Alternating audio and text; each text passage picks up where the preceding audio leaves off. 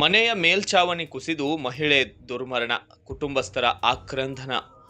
ವಿಧಿಯ ಕ್ರೂರ ಆಟಕ್ಕೆ ಮನೆಯ ಮೇಲ್ಛಾವಣಿ ಕುಸಿದು ಮಹಿಳೆಯೊಬ್ಬರು ದುರ್ಮರಣ ಹೊಂದಿದ ಹೃದಯ ವಿದ್ರಾವಕ ಘಟನೆ ನಿಡಗುಂದಿ ಪಟ್ಟಣದ ಸಮೀಪದಲ್ಲಿ ನಡೆದಿದೆ.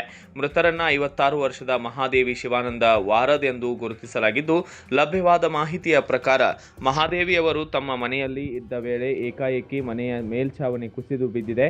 ಘಟನೆಯ ತೀವ್ರತೆಗೆ ಅವರು ಗಂಭೀರವಾಗಿ ಗಾಯಗೊಂಡು ಸ್ಥಳದಲ್ಲಿ ಸಾವನ್ನಪ್ಪಿದ್ದಾರೆ ಎನ್ನಲಾಗಿದೆ. ಆಕಸ್ಮಿಕವಾಗಿ ಸಂಭವಿಸಿದ ಈ ದುರ್ಘಟನೆಯಿಂದ ಕುಟುಂಬಸ್ಥರು ಹಾಗೂ ಸ್ಥಳೀಯರು ಬೆಚ್ಚಿಬಿದ್ದಂತಾಗಿದ್ದು, ಮನೆಯವರ ಆಕ್ರಂದನ ಮುಗಿಲು ಮುಟ್ಟಿದ್ದು, ಸ್ಥಳದಲ್ಲಿ ಕೆಲಕಾಲ ಆತಂಕದ ವಾತಾವರಣ ನಿರ್ಮಾಣವಾಗಿತ್ತು.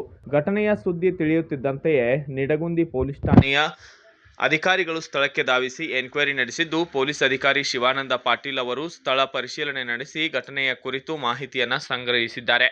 ಬಳಿಕ ಮೃತದೇಹವನ್ನು ಅಗತ್ಯ ಕ್ರಮಗಳಿಗಾಗಿ ಸಾಗಿಸಲಾಯಿತು.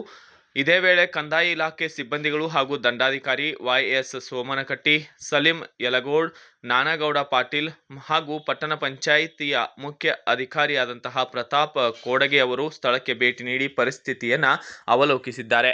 ಸಂಬಂಧಿಸಿದ ಅಧಿಕಾರಿಗಳು ಮನೆಯ ಸ್ಥಿತಿ, ಮೇಲ್ಛಾವಣಿ ಕುಸಿತದ ಕಾರಣಗಳ ಕುರಿತು ಮಾಹಿತಿಯನ್ನ ಕಲೆ ಹಾಕಿದ್ದು, ಈ ಘಟನೆ ಕುರಿತು ನಿಡಗುಂದಿ ಪೊಲೀಸ್ ಠಾಣೆಯಲ್ಲಿ ಕೇಸ್ ರಿಜಿಸ್ಟರ್ ಆಗಿದ್ದು, ದುರ್ಘಟನೆಯಿಂದ ಶೋಕದ ವಾತಾವರಣ ನಿರ್ಮಾಣವಾಗಿದ್ದು, ಮೃತ ಮಹಿಳೆಯ ಕುಟುಂಬಕ್ಕೆ ಸ್ಥಳೀಯರು ಸಂತಾಪವನ್ನು ಸೂಚಿಸಿದ್ದಾರೆ.